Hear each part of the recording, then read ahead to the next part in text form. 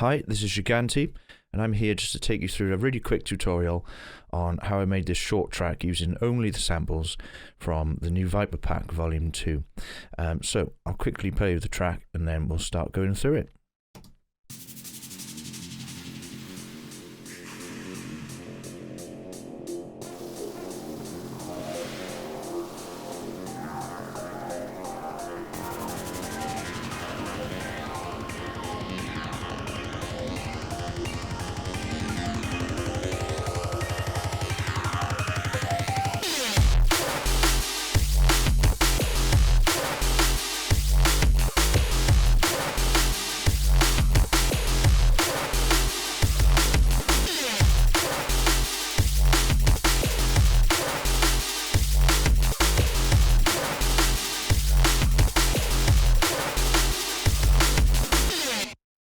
Okay, cool. So let's start at the beginning, because that's always a good place to start. And the track started with these two sort of synth and RP loops. So I'll just play those for you.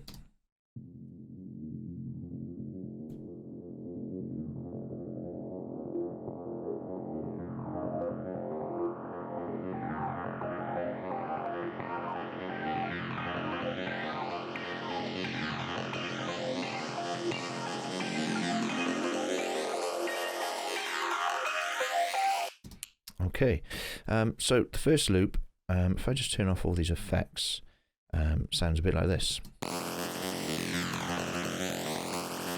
It was a bit sort of stretched and artifacty. That's because it started like this.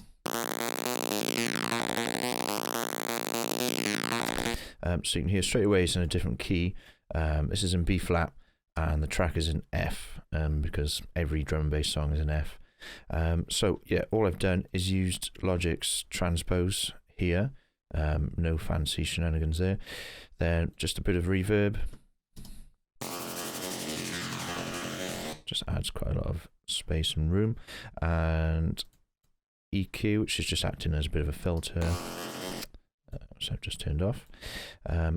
Then some side EQ just down the bottom, just to get rid of any sort of stereo information messing about there, and a DJM filter, which is what's cutting out the lows towards the end of the loop.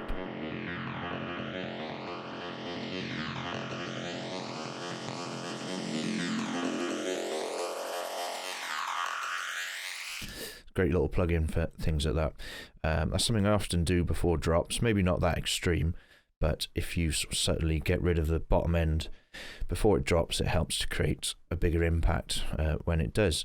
And then next is the sample, which didn't need its key change, so literally drop and drag in this one, and again I've just got a DJM filter doing a similar thing, and another EQ, just taking some of the bottom end out, and the sounds of this.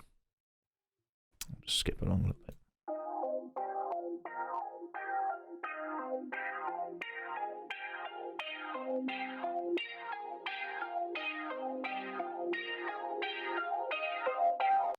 Okay, and that's how the idea started. So really quick, sort of 4 or 5 minutes, and we're good to go. Now, the rest of the intro is really simple, just a hi-hat. It's literally just doing that. And then all these effects, I'll just solo these for you.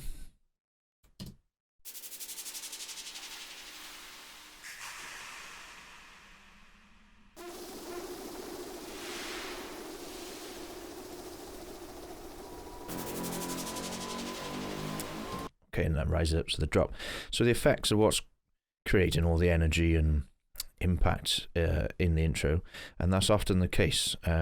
Sometimes, say if you've got an ARP loop, that can sort of give you lots and lots of energy, but normally it's all the rises and little effects like this sort of click-clack effect here. They help make a big difference. So if we took that out of the intro, for instance,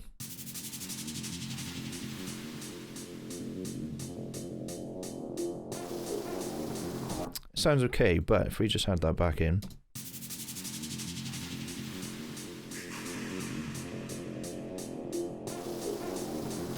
just adds a bit more interest, and you're not sat waiting for things to happen. It's just, and more often than not, your listener won't really notice these things, but they make a big difference. Now, this little bit over here is a riser made out of this sample. I've just taken the end part of it, and if I take all the effects off, it sounds like this. Okay, so it's doing what it's supposed to do. It's a riser, but we could make it a bit more interesting and turn it into this.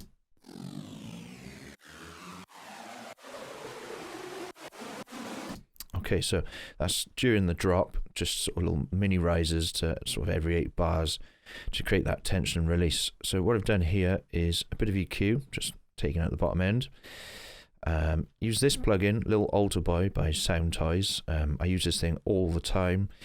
You can get some really, really weird effects. So that's sort of, if I take these two off, that's sort of doing this. I'll change this. All sorts of crazy nonsense. A really, really good plugin. I think it's fairly cheap as well, if not free. So go and check that one out. Then a bit of side EQ again, because the only downside to this Alter Boy is it does make everything really, really wide, sort of wider than you want it sometimes. So it just sort of brings everything to the center a bit more. And then finally, this Track Spacer plugin, something I use all the time again. I've sidechained this to the kick. So what this is it's basically a sort of a sidechain plugin, but you can choose the frequencies that you're selecting, and you get this sort of effect.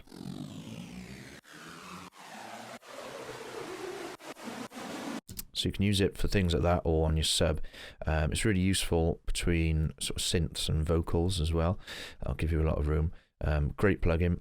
Definitely go and check that one out. Okay, so that pretty much covers the intro. The only other things we've got are this kick roller. So nothing fancy there. I'm using a gain plugin to automate the volume. That's just to make my life a little bit easier when I'm later on down the line. Say if I wanted to change the volume of the track, I'm not messing about with automation too much. And then just before the drop, we have this strange sound.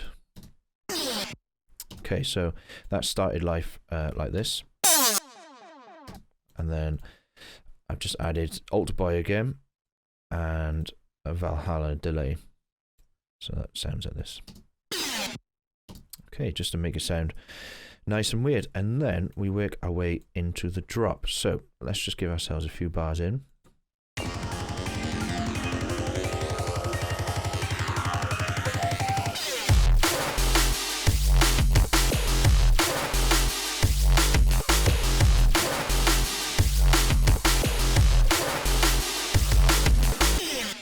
Okay, so let's start with the drums. So let's just solo those, and they sound like this.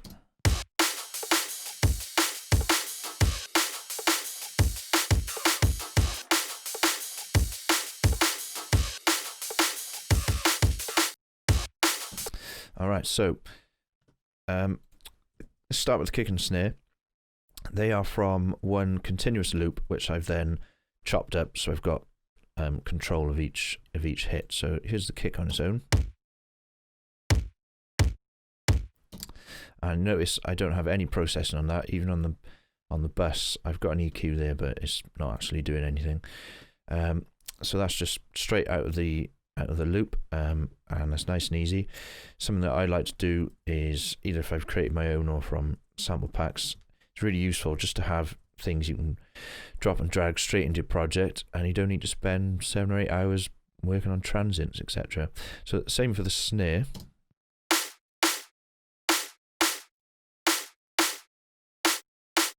So the only thing you notice there is these last two are slightly shorter.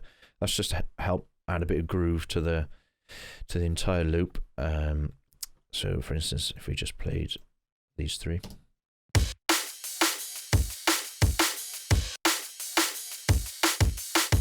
Just helps add a bit of a movement to the groove there.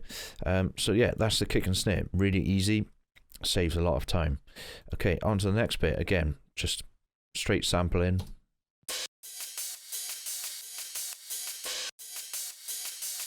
Really nice sort of cymbal thing.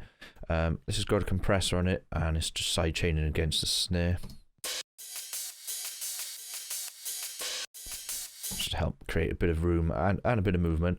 But all these little bits of room that create through your track, later on down the line when you get to your mastering stage, they'll make a big difference, just getting these tiny little dBs of headroom. And then another loop. So that, and then this one.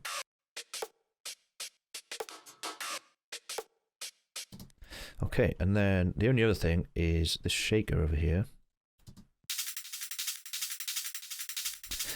Alright, so this actually started as a full drum loop, and what I did was take the little shuffle hits in between kicks and snares, and then just EQ out the bottom end. So if I take the EQ off, and hear how it sort of sounded before, and then EQ back on.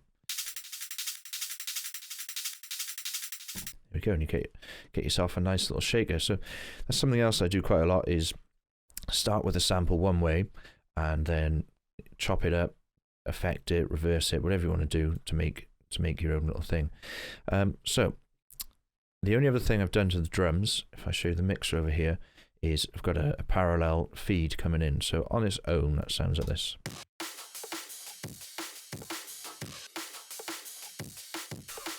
So it's basically just a really crashed version of the drums. So I take these off. It's really, really quiet. So the first thing I've added on is this radiator plugin from Soundtoys again. Really rate Soundtoys stuff. If you've got the money, highly recommend getting these, and I think they're actually on sale at the moment. So yeah, go and get them. But that does this. So sounds really good on its own actually.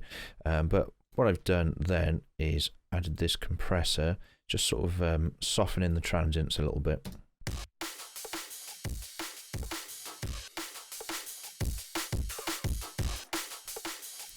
And washing it out slightly as well. That's because when I feed it back into the main channel, you don't want the transients fighting with each other. And then all I've done is taken off the bottom end a little bit.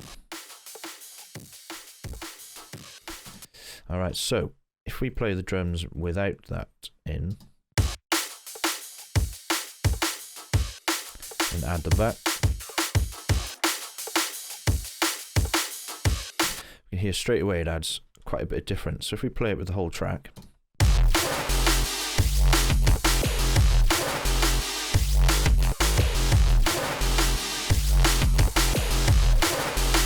alright, so it's subtle, but it is adding quite a bit of energy to the drums. And this is a technique I use in pretty much every track. Is I'll get my drums sounding good, so I'll be like this. Yeah, got a bit of a groove, but then to take your drums to the next level, if you then just feed the signal back in, what I've done here is each bus, so you've got a bit of control as to what goes in to these. Feed the drums back in, and it really sort of lifts the whole thing. And you can do that with your bass, you can do it with anything, but I find it's really, really useful on the drums. Alright, so let's move on to our bass sounds then. Now, all of these bass sounds are just tiny little snippets of samples, and I've split them into mid bass and sub bass. So the sub is just a carbon copy, and I've just filtered out the high end. So let's start with the mid bass.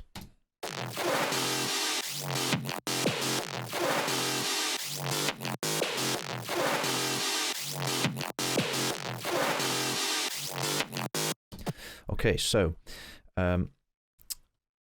most of these first hits all came from this sample.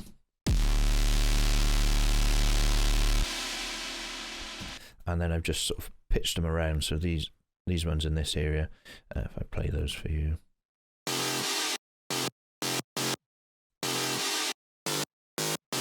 And again, just using Logic's pitch and taking various segments. You've got the intro, you've got the reverb tails, etc. And then this hit is a variation of this Blow Your Load sample, and it's already an F, so I didn't need to pitch it. And and again, just taking slightly different parts of the sample to create a bit of rhythm through the track.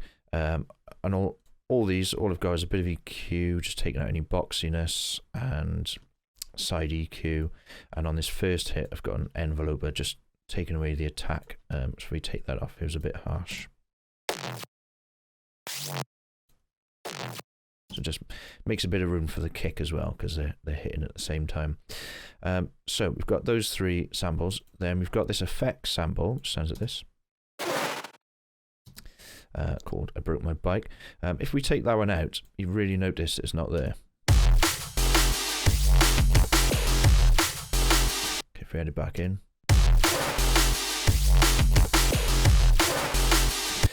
Okay, so again, this is something that I do quite a lot. I add in just weird effects in the background. Often I find on the same hit as a snare works really well, but obviously it depends on your track. But they really sort of bring out rhythm within tracks. That's a good little tip, is find a weird sound and see what you can do with it in your track. And then the only other bass hits are these two. Alright, so the screamy bass hit here is just a dry hit. So nothing to do with that. And then the panic one, just got a bit of reverb on it. So I take all that off. There we go. That's the bass sound. So as quick and easy as that. Probably took 4 or 5 minutes just to piece everything together, and we got this.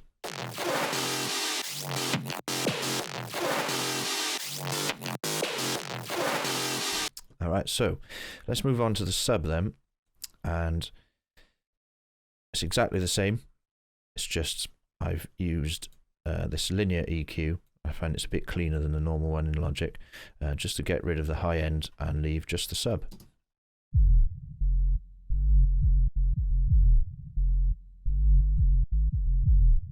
Alright, then the only thing of any importance here is this track spacer sidechain with a kick.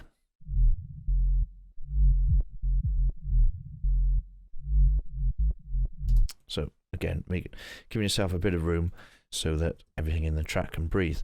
And that is that, really. Really simple, really quick. Probably took about 10 to 15 minutes in total to make this. And you guys can do it too if you go and get the pack.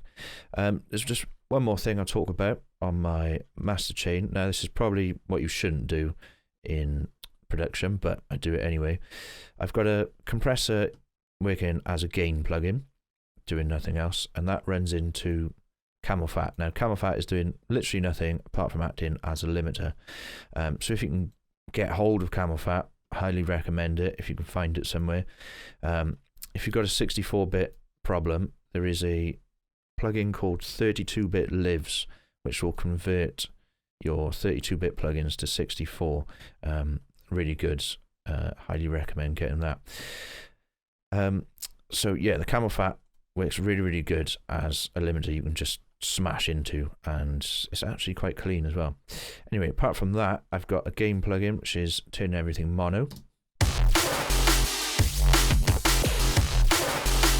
Just so you can check your mixes in mono, and then this MSED plugin, I can't remember the name of it, but this is just giving me only the stereo information. If I turn that one off. So that's really useful if sometimes you're not quite sure what's going on in the sides. You can just pinpoint it. And then I use Logic's multimeter just to see what's going on. Okay, now what I'll do is set this bar at -6 RMS, and this is sort of my target. Hopefully I'm normally going over it because everything's so loud now. But basically, if I can get things to hit around -6, just using the gain and Camel Fat, and everything's sounding clean, then I know the mix is pretty good. If I'm struggling to get there, then I know I need to go back and address any issues there may be. Most issues will involve transients and the relationship between the kick and the sub a lot of the time, or making room for your snare against your hi-hats, for example. So like using the compressor to make a bit of room. But I hope you've enjoyed this really quick tutorial, and go and get yourselves a copy of the sample pack. I use it myself. I helped contribute to it. It's got some really, really good sounds on there. So go and check it out. Yeah, thanks. I've been Giganti. Stay safe.